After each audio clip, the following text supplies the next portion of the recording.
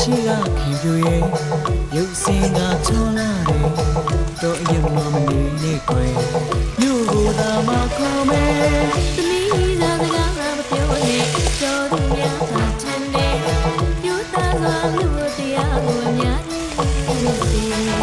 ဘုစိတ်ကောင်းဝင်ပေါင်းတောင်းမှမယ်ခင်ပြရဲ့ဘေးရွာမှာနေတာကိုသိချင်လာပါလေ